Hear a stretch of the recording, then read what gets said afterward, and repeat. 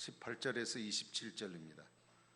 제가 가지고 있는 구약 성경은 1272면에 있습니다.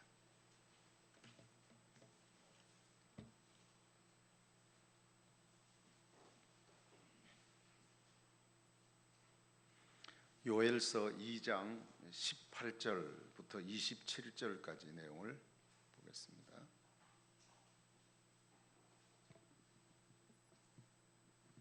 한 절씩 나누어 읽겠습니다. 다 찾으신 줄 알고요.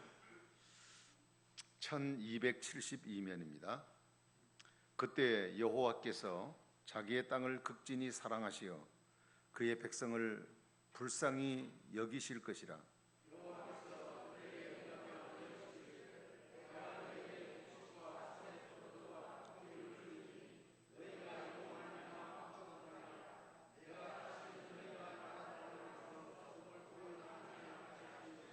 내가 북쪽 군대를 너희에게서 멀리 떠나게 하여 메마르고 적막한 땅으로 쫓아내리니 그 앞의 부대는 동해로 그 뒤의 부대는 서해로 들어갈 것이라.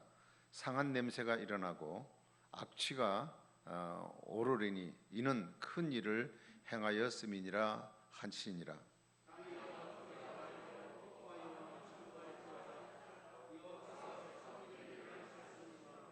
들짐승들아 두려워하지 말지어다. 들의 풀이 싹이 나며 나무가 열매를 맺으며 무화과 나무와 포도나무가 다 힘을 내는도다.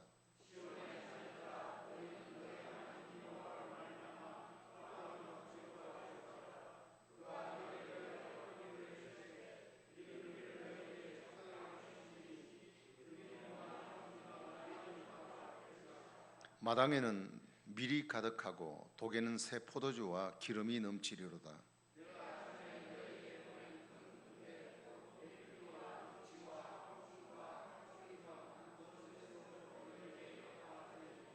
너희는 먹되 풍족이 먹고 너희에게 놀라운 일을 행하신 너희 하나님 여호와의 이름을 찬송할 것이라.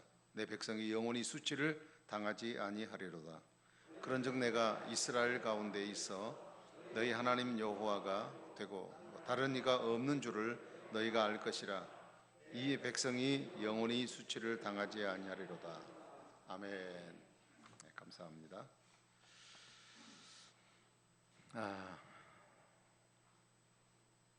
코로나가 항상 광고에 초두에 오르게 되어서 참 많이 아픕니다. 하여튼 종식을 위해 기도해 주시고 계속 또 더 이상 감염이 확산되지 않도록 또 우리가 조심을 해주시기 바랍니다. 그 몇몇 교회들이 이렇게 또 좀 뭐랄까요, 코로나로 인해서 감염된 사태들이 일어나서 또 매스컴을 타는 경우가 있는데 그런 경우들 보면 거의 다가 우리 안전 수칙을 어겨서 생긴 문제들인 것 같아요. 거리두기를 안 했다든지 혹은 마스크를 끼지 않았다든지 뭐 이런 것 때문에 주로 일어나지 않았나 생각해요. 그러니까 적당한 수칙을 제대로 지키면 우리가 잘 감당해낼 수 있으리라 그런 생각을 합니다. 여러분이 끝까지 예방에 신경을 써주시기를 부탁을 드립니다. 그리고 전반기 시상식은 사실 못하게 되겠습니다. 뭐 여러 가지 행사를 진행하지 못했기 때문에 연말에 같이 하기로 하고요. 원래는 오늘 또 우리 전반기 재직회를 해야 되는데 또 재직회를 별따로 모인다는 게 또 그렇게 또 번거로운 것 같고, 그래서 나중에 또 기회가 좋아지든지 아니면 후반기에 몰아서 하든지 그렇게 하도록 하겠습니다. 또 우리 김웅성 장로님께서 또 이렇게 떡을 준비해 주셨습니다. 섬기는 마음으로. 저 밑에 지방에서 왔습니다. 기정떡 하나씩 가실 때 받아가시기를 바랍니다. 네, 여름 기관, 여름 행사들이 있습니다. 각 기관에 이제 바깥을 나가지 못하고요. 네, 교회 안에서 아무것도 하지 않을까 그런 생각하다가 주일날을 이용하는 수밖에 없겠다는 생각을 갖고 우리 유치부 유아부는 7월 19일, 20일 주일날 하게 되고요. 우리 또 아동부, 유초등부죠. 7월 5일부터 이달 한 달 동안 매 주일마다 하게 되고, 우리 청소년 중고등부는 8월 21일부터 22일까지 교회에서 잠은 교회에서 자지 않고 식사도 점심 저녁은 이렇게 외부에서 주문해다 시켜서 먹는 걸로 하고 그렇게 하기로 했고요. 또 청년대학부는 7월 19일하고 26일 주일날 청년의 모임 때 수련회를 대신해서 하기로 했다고 합니다. 이래서 기도해 주시기를 바랍니다. 또 환우들이 많이 계십니다. 다 일일이 열거하지 못하지만 기억하시는 분들 꼭 기억하셔서 이 어려운 때 잘 감당하도록 기도해 주시기를 부탁을 드립니다. 네, 감사합니다.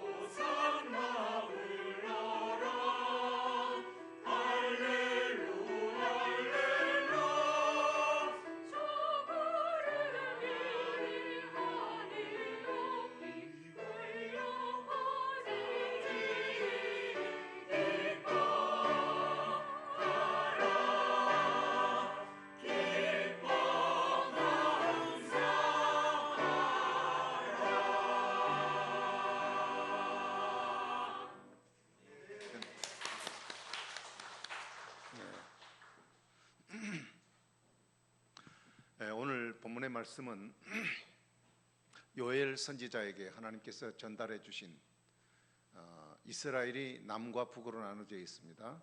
남쪽은 유다입니다. 북쪽 이스라엘도 있지만 남쪽 유다가 하나님 말씀에 그나마 잘 따르고 섬기는 나라에서 하나님이 그 나라를 남은 뿌리와 같이 남겨두셔서 그들을 통하여 하나님의 구원의 역사를 이루려고 선택한 하나님 백성입니다.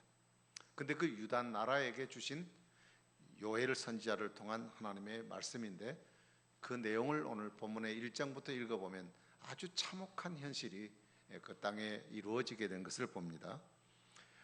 오늘 읽지 않았지만 1장 4절을 보면 이런 말씀이 있습니다.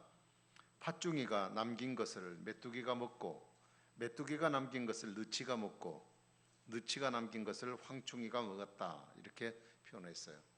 자, 여기서 해충을 네 가지의 단어로 표현을 하고 있습니다. 이거는 네 가지의 해충이라는 의미보다는 하나의 메뚜기를 묘사를 이렇게 네 가지로 묘사를 했다고 볼 수 있어요. 똑같은 얘기를 해야 될 것을 이렇게 좀 변화를 위해서 얘기를 하고 있는, 이렇게 집중적인 내용을 네 가지로 묘사하고 있다고 하는 것은 그 메뚜기의 재앙이 얼마나 심각한 것인가 하는 것을 말하고 있는 내용이라고 볼 수 있습니다. 그래서 그 메뚜기 재앙으로 인해서 유다 나라가 전멸할 상황에 이르게 된 것을 표현하고 있죠. 그런데 더 심각한 것은 16절부터 18절에 보면, 1장 16절부터 18절에 보면 뭐 여러분이 읽기가, 마스크를 끼고 읽기가 어렵기 때문에 제가 읽도록 하겠습니다. 먹을 것이 우리 눈앞에 끊어지지 아니하였느냐? 기쁨과 즐거움이 우리 하나님의 성전에서 끊어지지 아니하였느냐? 씨가 흙덩이 아래로 썩어졌고 창고가 비었고 곡간이 무너졌으니 이는 곡식이 시들었음이로다. 가축이 부르짖고 소떼가 소란하니 이는 꼴이 없음이라. 양떼도 피곤하도다. 그러니까 지금 이스라엘에게 있어서, 이스라엘 백성들에게 있어서 그들이 살아간 날 동안 최대 즐거움과 기쁨이 있다면 그것은 뭐냐? 하나님 앞에 제사를 드릴 때 드릴 제물이 있는 것이 최고의 기쁨이에요. 그런데 오늘 이 메뚜기 재앙으로 이 토지의 소산이 싹 없어져 가지고 먹을 식량도 없을 뿐 아니라 하나님께 드릴 제물조차도 구할 수 없는 이런 극한 상황에 처하게 된다는 얘기죠. 그러니까 우리가 먹을 것이 부족해도 하나님께 제사를 드릴 것은 드려야 하는데 그것조차도 할 수 없는 상황에 이르게 되었다는 것입니다.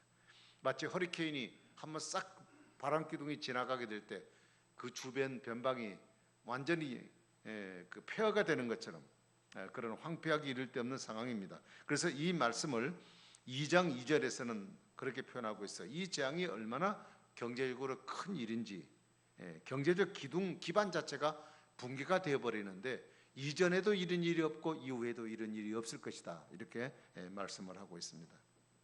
자, 그러면 하나님을 잘 믿는다고 하는, 하나님을 믿는다고 하는 선택받은 하나님 백성인 유다 나라에 왜 이런 참혹한 환경이 일어나게 되었을까 하는 문제입니다. 우리는 이 말씀을 통해서 이것은 단순한 자연적 재해로만 볼 수 없는 일입니다. 자연적 재해를 하나님은 여기다가 실어 놓을 리는 없죠. 요엘을 통해서 하나님 말씀하고자 하는 것은 그 말씀의 모든 일들을 위하여 이 중심에 바로 이런 큰 폭풍 같은 어려움들을 그 나라에 허락해 주심으로 하나님이 그 땅에 메시지를 주고자 하는 문제에 있기 때문에 그냥 자연재해로 볼 수 없는 겁니다. 그래서 2장 12절부터 14절에 보면 그런 말씀이 있죠. 여호와의 말씀에 너희는 이제라도 금식하고 울며 애통하고 마음을 다하여 내게로 돌아오라. 그랬어요. 그러면서 너희는 옷을 찢지 말고 마음을 찢고 너희 하나님 여호와께로 돌아오라. 그는 은혜롭고 자비로우시며 노하기를 더디하시며 인애가 크시사 뜻을 돌이켜 재앙을 내리지 아니하시나니 주께서 혹시 마음에 뜻을 돌이키시고 그 뒤에 복을 내리사 너희 하나님 여호와께 소제와 전제를 드리게 하지 아니하실는지 누가 알겠느냐. 자, 여기 보면 너희는 여호와께 돌아오라, 여호와께 돌아오라는 두 번의 말씀이 기록되고 있습니다. 자, 여호와께 돌아오라는 얘기는 지금 이스라엘 백성들의, 유다 백성의 현 상황이 어떠냐? 여호와께 돌아오지 못하고 있기 때문이라는 얘기죠. 다시 말씀드리면 하나님을 떠난 것이 재앙과 고통을 당하는 원인이 되고 있다는 얘기예요. 그래서 하나님께서 지금도 늦지 않았다, 내게 돌아오라. 그러면 재앙을 내리는 순간 하나님이 너희에게 베풀려고 생각했던 그 풍성한 모든 은혜를 내가 다 채워주겠다, 이렇게 지금 말씀을 하고 있어요.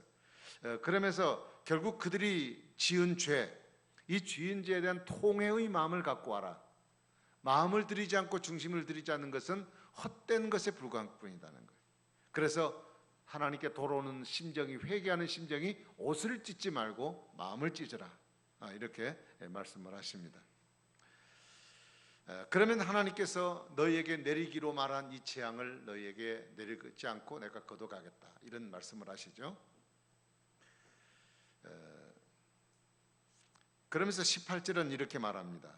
그때 여호와께서 자기의 땅을 극진히 사랑하시어 그 백성을 불쌍히 여길 것이다. 하나님께로 돌아오면 그 백성을 극진히 여기서 내가 너희를 불쌍하게 여길 것이다 라고 말씀하셨어요. 그럼 우리가 이런 생각을 할 수가 있겠습니다. 하나님 뭐 그렇게 급하십니까? 우리가 돌아오더라도 지금 상황이 먹고 입을 것이 없어서 지금 궁평 가운데 처해 있으니 하나님이 우선 우리에게 응급조치를 처해 주시고 그리고 나중에 하나님이 이 재앙을 내려도 되지 않겠는가 하는 얘기죠. 하나님이 먼저 재앙을 내리시면 하나님이 너희들 다시 이제 떠나면 안 돼. 그럼 너희들에게 더 큰 벌이 내릴 거야.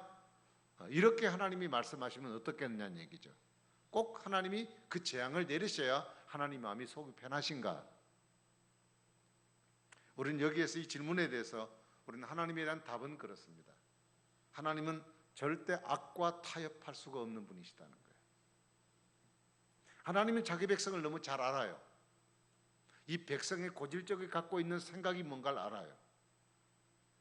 만일 이 상황에서 하나님이 재앙을 먼저 거두어 버리신다면 이 백성들은 더 큰 죄악에 빠질 가능성이 있어요.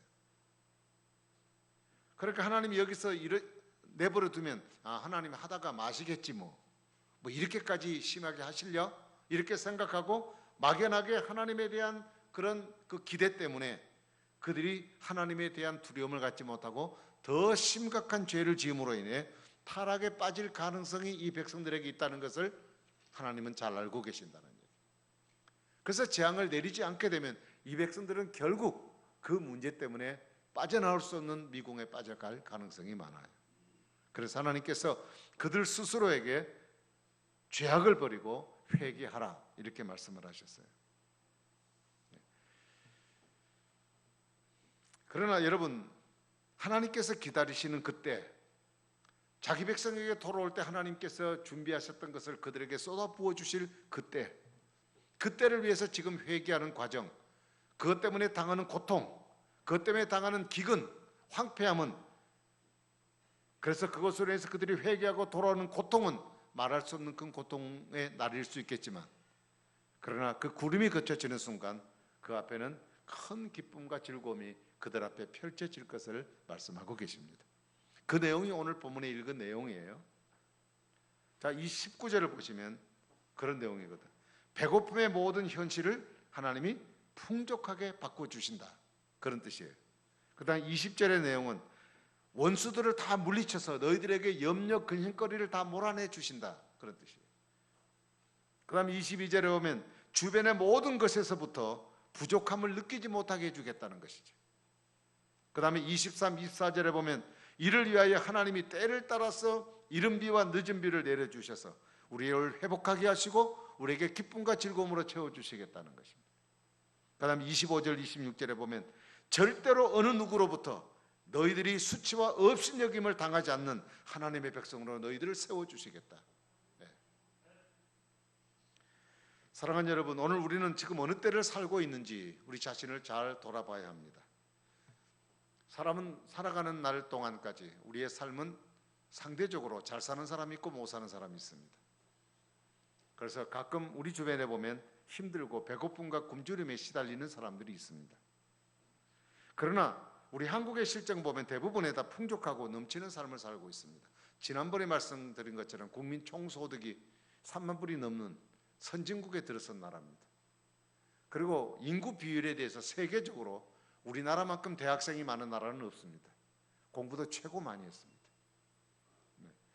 돈 있으면 행복할 것 같고 많이 배우면 다 해결될 것 같아서 열심히 애를 쓰고 수고해서 지금은 세계에서 우리나라를 무시할 수 없는 나라로 세워져 있습니다. 그런데 너무나도 안타까운 일들이 우리 주변에 일어나고 있습니다. 그것은 우울증이 증가하고 있고 자살률이 높아져가고 있고 정신분열과 그리고 분노 조절 장애 같은 그런 정신적인 질병들이 점점 더 증가하고 있는 추세라는 말씀이에요. 이성을 잃은 행동들이 증가하고 있습니다. 그리고 감정을 통제하지 못하는 사람들이 점점 많아지고 있습니다. 바른 판단과 그리고 자기 지위를, 위치를 망각하고 사는 사람들이 많습니다.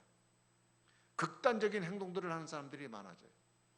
뭐 제가 이런 것을 일일이 나열하지 않아도 되겠지만 얼마나 많은 사건과 사고들이 있습니까? 우리의 상식을 벗어난 일들이 비일비재하게 일어나고 있어요.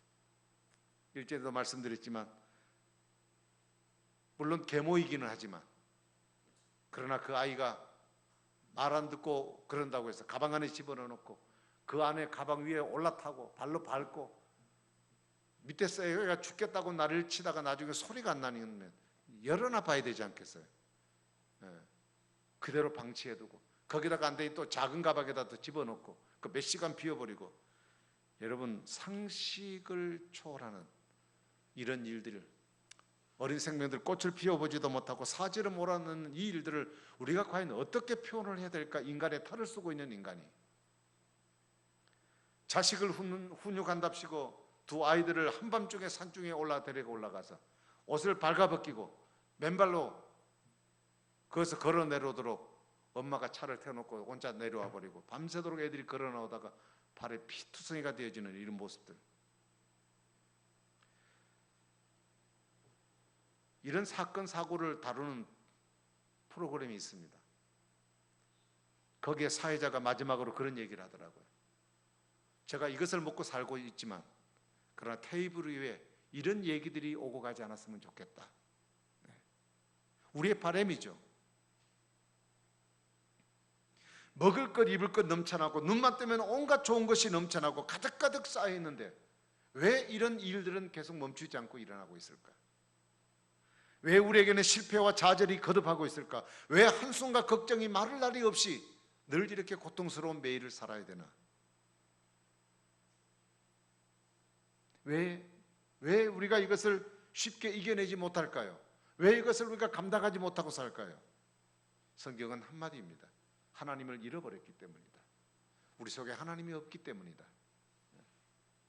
하나님을 떠난 사람들의 자연적인 현상이 지금 일어나고 있는 거예요. 하나님을 떠났기 때문에 이런 일을 피할 수가 없는 겁니다. 답은 딱 한 가지입니다. 하나님께로 돌아오라. 하나님께로 돌아오라. 여러분, 지금 우리가 살아가는 시대는 어느 때보다 하나님의 은혜가 필요한 때입니다. 우리는 지금 나의 모습을 살펴봐야 합니다. 점검해 봐야 합니다. 내가 지금까지 살아오면서 하나님과 가장 멀리 떨어진 시간을 지금 살아가고 있지 않은가?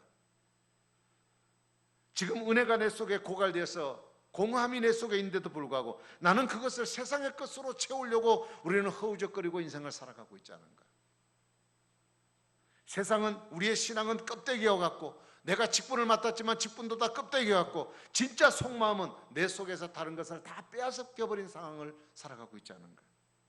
무엇인가 발버둥 쳐보고 애써보지만 되는 것 같은데 되지 않는 이런 일들에 맴돌고 있는 삶 속에 우리가 그 자리에 중심을 잡고 있지는 않은지 돌아봐야 한다는 거예요. 우리는 문제의 원인을 분석해야 합니다. 그 문제를 찾을 수 있는 길은 하나님 말씀 앞에 서는 길밖에 아무것도 없습니다. 여러분, 우리의 믿음은 이런 것들에부터 우리를 이렇게 세워야 합니다. 다시 말하면 내가 사는 길은 하나님께로 돌아가야 한다는 말이에요. 이들이 하나님을 잃어버렸다는 것은 하나님을 안 믿는다 그런 얘기가 아니에요. 하나님 중심으로 살아가지 못했고 하나님을 앞세우고 살아가지 못한 삶의 문제였다는 것입니다. 우리는 이 사실을 돌아보고 지나간 삶 동안에 하나님 떠났던 삶을 우리는 인정하고 우리는 회개하는 모습이 우리에게 오늘도 필요하다고 주님 말씀하십니다. 무엇이 나로 하여금 하나님과 나를 멀어지게 만들었는지 그 근본적인 문제를 철저하게 찾아내서 내 삶 속에 뿌리째 뽑아버리지 않는 한 그것은 계속 내 속에서 솟아날 수밖에 없습니다. 돌아가지 않는 시간이 길어질수록, 내 고집을 부리는 시간이 길어갈수록 나는 더 깊은 수렁에 빠져갈 수밖에 없어요. 여러분, 하나님께로 돌아가는 것, 내 중심의 삶을 하나님 중심으로 돌이키는 것, 오늘 우리에게 이것이 필요한 것입니다. 어느 목사님의 쓴 수필 가운데 이런 그 내용이 있었습니다.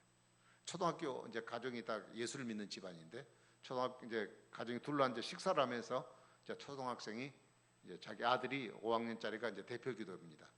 여러분 혹시 가정 식사를 하면서 이렇게 기도를 하시는지 모르겠지만 대표 기도를 해요. 그래서 아이가 기도를 하면서 어떤 기도를 했냐면, 하나님 아버지 죄송하지만 우리 아빠 빨리 하늘나라로 데려가 주세요, 이런 기도를 해요.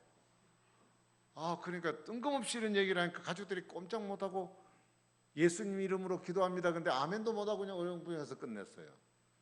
그래서 그 아들한테 그랬어요. 야, 너 뭐 기도를 무슨 그런 기도를 하냐 하고 아들한테 물었습니다. 근데 아들이 하는 말이 그래요. 이 세상이 너무 힘드니까 천국에 가서 빨리 쉬도록. 아빠가 너무 고생 많이 하니까 천국 가면 일도 안 하고 편하잖아요. 그러니까 천국 가서 편히 쉬도록. 그런 마음을 갖고 아버지의 고생하는 마음을 표현하는 식으로 이렇게 얘기를 한 겁니다. 그런데 이 이야기를 들었던 아빠가 기분 나쁘게 생각하지 않냐고 아들에게 그런 부탁했대요. 너가 앞으로 아빠를 위해 기도할 때는 아빠가 천국 가기 전에, 하나님 앞에 서기 전에 하나님이 일을 많이 하고 가도록 그렇게 좀 기도해달라, 그런 부탁을 했다고 그럽니다. 여러분, 우리 같으면 기분 되게 나쁜 아이고 한번 꿀빵 한 대 때리고 이놈의 자식 버릇없는 아버지 보고 빨리 죽어라 그러냐, 그러고 나무랄 수 있는 얘기지만, 이 아빠는 그것을 단순한 기도로 받아들이지 않았어요. 자신의 삶을 돌아보게 됐어요. 그렇구나, 내가 언젠가는 하나님 앞에 서야 되겠구나, 내가 어떤 모습으로 서야 될 것인가, 그동안 살아왔던 자신의 나태했던 삶을 회개하고 하나님 앞에 진정으로 나가는 기회가 되었다는 내용이 그 기록이 되어 있었습니다. 여러분, 회개는 축복받는 지름길이거든요. 하나님은 회개하는 자에게 뭐가 주시느냐? 성령도 부어주신다고 그러셨거든요. 오늘 본문 읽은 그 다음 절 28절에 보면, 그 후에 내가 내 영을 만민에게 부어주리니 너희 자녀들이 장래 일을 말할 것이며 너희 늙은이는 꿈을 꾸며 너희 젊은이는 이상을 볼 것이며 그때 내가 또 내 영을 남종과 여종에게 부어줄 것이라. 여러분, 회개하는 자, 마음의 변화를 일으키는 자, 하나님은 지금도 기다리고 계셔요. 내가 머뭇거리고 있는 현장에서 하나님과 멀어져 있는 관계 속에 맴돌고 있는 나를 향하여 주님은 지금도 기다리셔요. 집 나간 탕자를 아버지가 기다리는 마음으로 하루도 빠짐없이 하나님은 지금도 기다리고 계십니다. 우리가 주님 품으로 돌아가기만 하면, 주님 중심으로 살기만 하면 우리의 모든 삶은 정상입니다. 정상이에요. 탕자가 돌아왔어요. 아버지 앞에 다 까먹고 돌아왔으니까 얼마나 밉습니까? 이놈의 자식, 집안 다 말아먹고 너 나가, 내 자식 아니야 라고 말할 것입니다. 이 아들은 그걸 알아요. 그래서 그가 아버지 품에 돌아왔을 때 아버지에게 제언한 얘기 있습니다. 아버지, 저는 아버지 아들이 아닙니다. 제가 굶어 죽게 되었으니 밥이라도 먹고 살아야 되겠으니 저를 품꾼으로 좀 인정해 주시고 밥이라도 좀 먹여주세요. 그리고 돌아온 거예요. 염치가 없어서. 근데 아버지는 그 아들에서 까먹은 것 하나도 생각하지 않냐고, 죽었던 아들이 살아왔다는 생각 때문에 그를 껴안고 그에게 다시 아들의 특권을 회복시켜 주신. 그러니까 아들은 아버지의 품으로 와야 사는 길이 있는 것이에요. 하나님 백성은 하나님을 의지하고 하나님 바라보고 살아와야 돼요. 그래야 우리의 힘들었던 모든 삶에 대한 회복이 바로 그 가운데 있게 된다는 것을 성경은 말씀하고 있는 것입니다. 여러분, 믿음이라는 것은 뭐냐? 그 때를 알고 돌아가는 것입니다. 하나님의 때를 알고 하나님이 나를 위해 준비하신 그 때를 알고 돌아가는 것, 바로 이것이 우리가 믿음을 갖는 삶이라고 볼 수 있습니다. 오늘은 전국교회가 맥주감사주일로 지키는 주일입니다. 저는 이렇게 말씀을 드리고 싶습니다. 하나님 앞에 감사로 돌아가자. 저는 이렇게 말씀드리고 싶습니다. 오늘 본문 읽은 21절부터 26절 말씀까지 내용은요, 쭉 읽어보시면 감사의 노래입니다. 제가 한번 읽어볼게요. 21절입니다. 땅이여 두려워하지 말고 기뻐하며 즐거워할지어다. 여호와께서 큰 일을 행하셨음이로다. 22절. 들짐승들아 두려워하지 말라. 들의 풀이 싹이 나며 나무가 열매를 맺으며 무화과 나무와 포도나무가 다 힘을 내는도다. 23절에 시온의 자녀들아 너희는 너희 하나님 여호와로 말미암아 기뻐하며 즐거워할지어다. 그가 너희를 위하여 비를 내리시되 이른 비를 너희에게 적당히 주시리니 이른 비와 늦은 비가 예전과 같을 것이라. 24절에 마당에는 밀이 가득하고 독에는 새 포도주와 기름이 넘치리로다. 26절에 너희는 먹되 풍족이 먹고 너희에게 놀라운 일을 행하신 너희 하나님 여호와 이름을 찬송할 것이라. 아멘. 하나님의 사람은 감사로 돌아가야 돼. 하나님의 사람은 감사의 삶으로 풍성해져야 돼. 죄 가운데 있는 나를 구원해 주신 주님, 구원하신 하나님께서 자기 백성된 자들을 위하여 오늘도 하나님은 여전히 우리와 동행하시고 선한 길로 인도해 주시는 하나님의 축복이 우리 속에 가득히 안고 살아가는 하나님의 자녀이기 때문에 우리는 감사해야 돼요. 그 감사의 조건이 나의 나됨 때문에 아니라 하나님 때문에 우리는 감사해야 되는 줄 압니다. 여러분, 감사라고 하는 것은 상대적 평가로 해서는 절대 안 됩니다. 왜냐하면 세상에 사는 사람들은 다 살아가는 방식이 다 달라요. 그리고 다 처해 있는 환경이 다릅니다. 그는 그와 같이 살고 나는 나와 같이 사는 거예요. 하나님이 다 각자에게 주신 삶의 환경이 있는 거예요. 나와 똑같으라고 생각하면 안 돼요. 똑같은 직장에서 똑같은 월급 받고 똑같은 직급에서 똑같은 자녀들 낳고 똑같은 평수에서 이렇게 하나님 일을 주고 살게 하지 않았어요. 하나님 우리의 각자 주신 환경이 달라요. 근데 우리는 남이 갖고 있지 못한 것을 내가 갖고 있는 것은 감사 안 해요. 그건 당연하다고 생각해요. 그리고 남이 갖고 있지 못한 부분에 대한 불평이 많아요. 왜 나는 그거 안 주시냐고. 여러분, 우리는 나의 삶을 평가할 때, 나의 삶의 나됨을 평가할 때는 절대 상대적 관계 속에서 평가하시면 안 됩니다. 이거는 우리가 죽을 때까지 살아도 우리에게는 감사가 없습니다. 그러면 우리의 평가는 어디에 있냐? 절대적 평가가 중요해요. 절대적 평가라고 하는 건 사람을 보지 않냐고 하나님과 나와 관계 속에서 봅니다.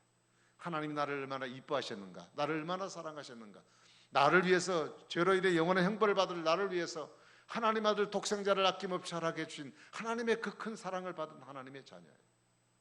천하가 다 없어져도 하나님은 우리를 포기할 수 없는 분입니다. 세상의 것을 다 버리는 한이 있더라도 하나님은 나라를 움켜쥐기 위해서 모든 것 다 버릴 수 있는 분이 하나님이십니다. 그 하나님의 극진한 사랑 속에 살아가는 나예요. 그래서 나는 그 하나님 관계 속에서 나를 바라봐야 돼요. 내가 얼마나 소중합니까? 내가 얼마나 귀중합니까? 사람들이 나를 뭐라 해도 상관없어요.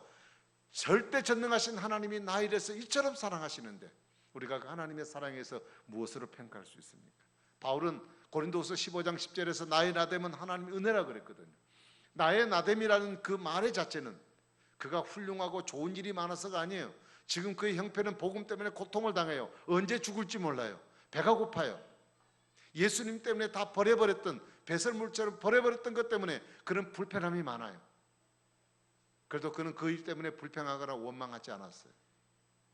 지금 나의 나됨은 내가 당하는 고통과 아픔까지 다 포함해서 오늘의 위치에서 내가 하나님 섬기고 이렇게 살아갈 수 있다는 이 축복은 하나님이 주신 것이 아니면 안 된다는, 하나님이 나를 사랑하셨기 때문에 되었다는 나의 나됨의 이 은혜, 바로 이 마음이 우리에게 있을 때 우리는 범사에 감사하는 하나님의 축복을 누리게 될 줄로 믿습니다.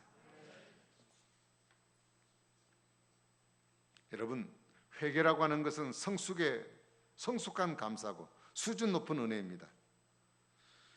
하나님의 징계에도 우리는 감사해야 됩니다. 지금 우리나라가 남북의 문제나 코로나가 너무 길게 지금 늘어져 있어서 아마 저나 여러분들이 몹시 많이 힘들고 때로는 짜증이 나기도 하고 이것이 언제까지 지속돼야 되느냐, 아마 우리가 답답한 마음이 금할 수가 없습니다. 왜 이런 일이 일어났을까? 이걸 자연적으로 현상으로 봐야 할 것인가? 어떤 사람은, 어느 목사님은 이건 하나님이 우리나라에 주신 죄에 대한 징계다 이렇게 얘기를 하니까 또 그것 때문에 막 또 어떻게 죄 때문에 그런가라고 말을 하는 사람도 있습니다. 그러나 마지막에 그 일이 다가올 종말의 징조이든지 아니면 죄로 인해서 온 것이든지 어차피 우리 인간에게 오는 모든 것들은 죄로 인하여 온 것인데 마지막 종말도 하나님이 더 이상 참을 수 없는 상황이 이를 때 이 세상을 멸하고 하나님 나라를 이루기 위해서 이 땅에 오신 재림의 날이 그날 아니겠어요?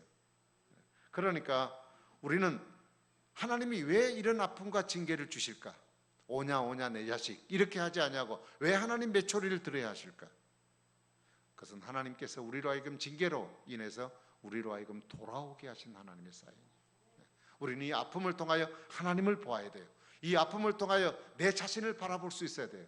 우리는 하나님 앞에 어떤 모습으로 사는 것인지를 우리는 볼 수 있는 눈이 우리에게 필요하다는 것입니다. 여러분, 우리가 아픔이 없다면 하나님 믿고 살 거예요. 우리에게 고통이 없다면 하나님 바라볼 수 있는 시선을 잃어버릴지 몰라요.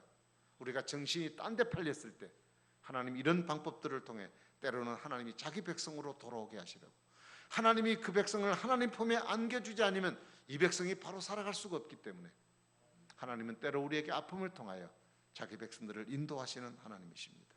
그렇게 생각할 때 우리에게 모든 것이 하나님 주신 은혜예요. 은혜. 불란서의 그 수학자이고 사상가인 파스칼은 인간을 세 종류로 얘기를 했습니다. 첫 번째는 육에 속한 인간, 하나는 정신에 속한 인간, 혹은 사랑의 질서에 속한 인간으로 보았습니다. 육에 속한 인간은 욕심의 사람이라 그랬어요. 그리고 정신에 속한 사람은 만족하는 사람이라 그랬습니다. 근데 사랑의 질서에 속한 사람은 영적인 사람으로 만족해서 끝나는 것이 아니라 감사에까지 이르는 사람이라고 표현했습니다. 여러분, 감사로 부족의 주머니를 채우시는 하나님을 만나는 저와 여러분이 되기를 바랍니다. 우리의 감사는 사라졌던 기쁨과 즐거움을 다시 돌아오게 만드는 것입니다. 감사는 잃어버린 횟수대로 하나님이 채워주시는 복을 누리게 만드십니다. 우리의 감사는 하나님의 이름을 저절로 찬송할 수 있도록 하나님이 우리에게 은혜를 베푸시는 겁니다. 감사는 사람들에게 느꼈던 수치와 부끄러움을 다시는 없도록 하나님이 제거해 주시는 축복입니다. 만유 인력의 원리를 발견했던 아이작 뉴턴이라는 사람이 나이가 들어가지고 황혼기에 건망증이 들었어요. 그래서 집안 식구도 잘 못 알아보고 자기 아들도 그리고 친구들도 잘 알아보지를 못했어요. 그래서 너무 걱정이 많고 안타까워서 한 번은 어떤 사람이 그에게 와서 그렇게 물었대요. 선생님, 지금 무엇을 기억하고 있습니까? 그렇게 물었대요. 그랬더니 이 뉴턴이 하는 말이, 내가 죄인이라는 것과 나의 구주는 예수 그리스도라는 것을 나는 기억하고 있습니다. 여러분, 하나님께 대한 기억은 우리가 마지막 순간까지 기억해야 될 문제라고 생각합니다. 일평생 어떤 상황 속에서도 우리가 감사하면서 살아가는 저와 여러분 되기 바랍니다. 이번 감사주일을 맞이하는 저와 여러분들에게 하나님 주시는 메시지, 우리가 하나님을 잃어버렸기 때문에 찾아왔던 고통과 아픔이 우리에게 있을지라도 하나님의 본질은 그것이 아니라 돌아오게 하는 것입니다. 돌아오면 하나님께서 준비해 놓으셨고 징계를 받는 동안 우리가 받지 못했던 모든 것들을 다 포함해서 우리에게 부어주시겠다고 하신 하나님의 축복이 우리에게 있음을 기억하며 우리가 그 하나님을 섬기고 살아가는 것이 얼마나 복인가를 생각하고 우리가 하나님께로 감사함으로 나아옴으로 하나님 주신 축복을 다시 한 번 더 주님 앞에 회복을 받는 우리 모두가 되기를 주의 이름으로 축복합니다. 기도하겠습니다. 자비로우신 우리 하나님 아버지, 은혜와 사랑을 감사합니다. 맥주 감사 주일을 맞이하여 우리가 한 전반기 동안 살아왔던 삶을 돌아보며 복잡했고 어려웠고 코로나로 인해서 어떻게 나날을 살아왔는지 모르는 힘겨운 시간들을 살아왔지만, 그러나 그 아픔과 고통 속에서도 여전히 하나님은 내 하나님이시고 오늘도 우리 가운데 다가오시고 우리를 통해서 일하시고 자기 백성들에게 은혜 베푸시기를 원하신 하나님, 오늘도 주님 앞에 감사함으로 돌아오기를 바라는 하나님의 참 뜻을 우리가 깨닫고 우리가 우리의 환경 때문에 불평하고 낙심하지 말게 하시고 일을 다루시고 주관하시는 하나님을 바라보고 그 하나님으로 인하여 감사하는 저희들 될 수 있도록 인도하여 주시옵소서. 오늘도 우리를 끊임없이 자기 백성들을 돌보시고 역사하시는 하나님의 한없는 그 은혜가 오늘도 하나님을 그리워하고 주님을 사모하며 주님 중심으로 살아가고자 하는 백성들에게 베푸시는 하나님의 큰 은혜를 우리 모두가 누려 이 땅에 사는 날 동안 또 앞으로 남은 시간들 동안 하나님 베푸시는 풍성한 가운데 주 앞에 감사하며 살아가는 우리 모든 성도들 다 되도록 축복해 주시옵소서. 예수님 이름으로 간절히 기도하옵나이다. 아멘. 우리 찬송가 310장을 부르겠습니다.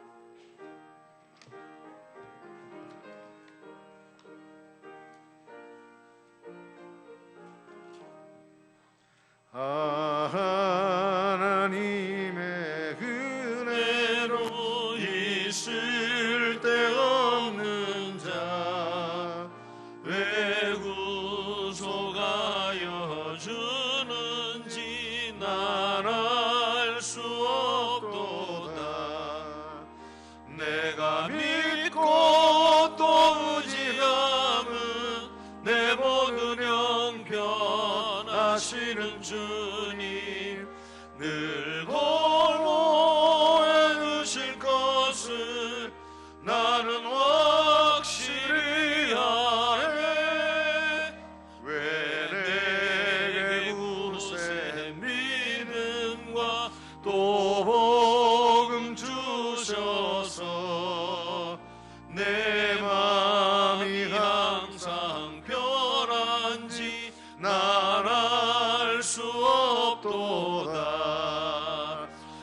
내가 믿고 또 의지함은 내 모든 형편하시는 주님 늘 보호해 주실 것은 나는 확실히 아네.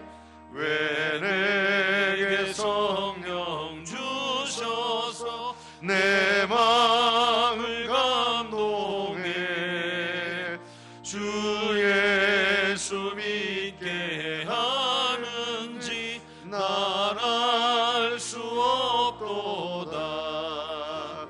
내가 믿고 또 의지함은 내 모든 형편하시는 주님 늘 보호해 주실 것은 나는 확실히 아네.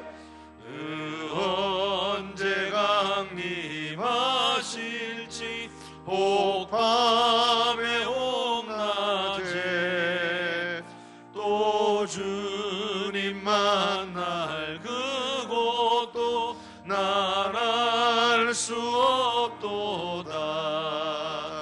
내가 믿고 또 의지함은 내 모든 형편하시는 주님 늘 보호해 주실 것은 나는 확실히 아네.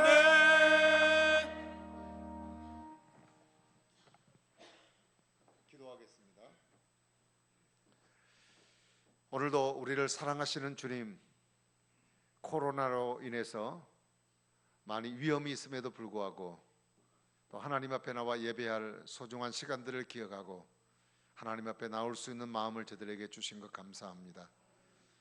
오늘도 하나님 앞에 귀한 예물을 주님께 드립니다.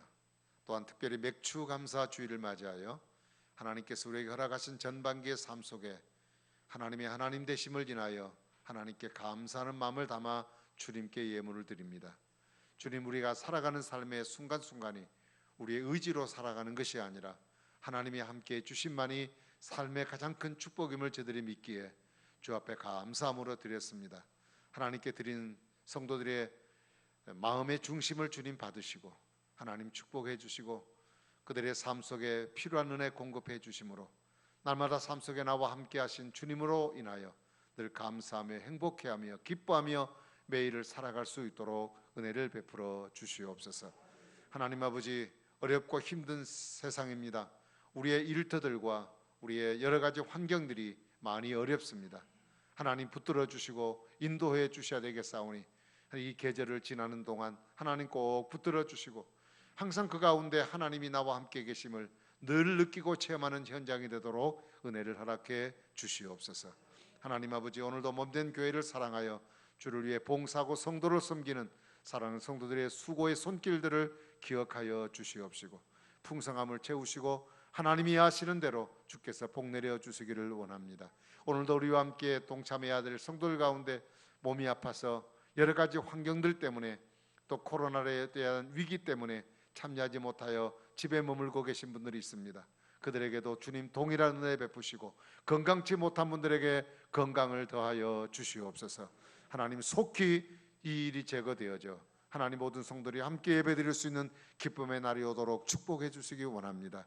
멀리 있는 우리 외국에 있는 형제들 또 군대에 있는 우리 형제들 붙들어 주시고 늘 안전하도록 인도해 주시옵시고 자라는 우리 다음 세대도 건강하게 믿음 가운데 잘 자라게 하시고 특별히 이번 여름 교회 자체에서 하는 수련회를 통하여 이들이 큰 변화받고 하나님 앞에 귀하게 쓰임받는 자녀들로 자라나도록 축복하여 주시옵소서. 예수님 이름으로 간절히 기도하옵나이다. 아멘. 우리 다 같이 일어나셔서 찬양을 드리겠습니다.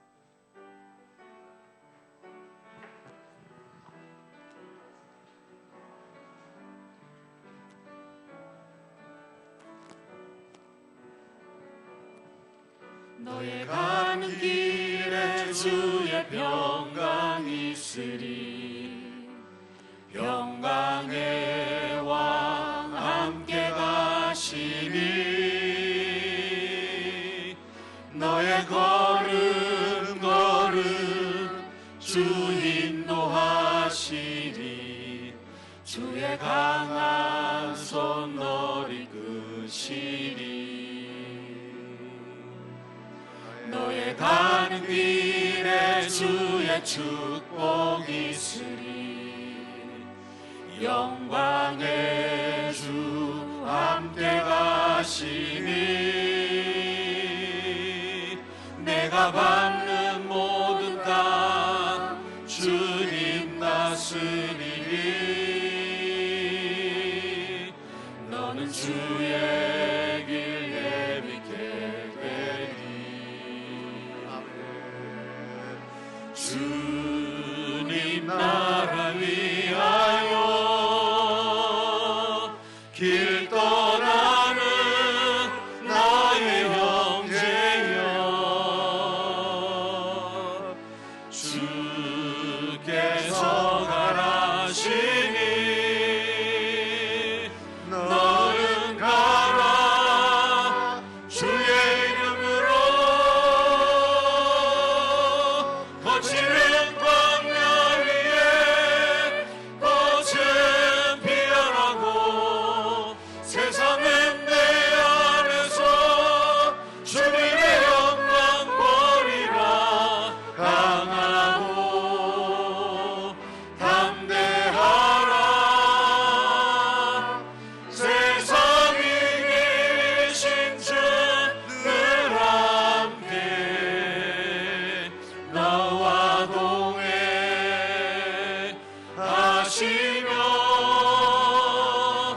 내게 새 힘을 주시니.